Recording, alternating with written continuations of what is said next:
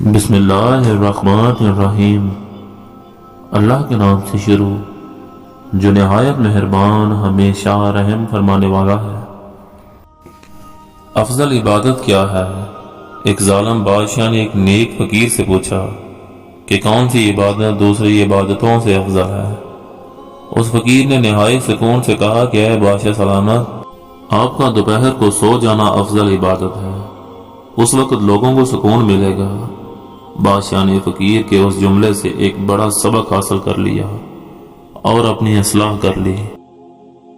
جو لوگ ظالمانہ رویے کے مالک ہوں ان کے لیے دوپہر کو سو جانا بہتر ہوتا ہے۔ دوپہر کو سونا سنت نبوی صلی اللہ علیہ وآلہ وسلم ہے۔ شاید اس عمل کی برکت سے قلب میں انقلاب آ جائے اور دل کی دنیا بدل جائے۔ دوپہر کو لوگ کام کاج میں مصروف ہوتے ہیں اور ظالم کی نگاہ نہ پڑنے سے لوگ محنت سے کام کرتے رہتے ہیں۔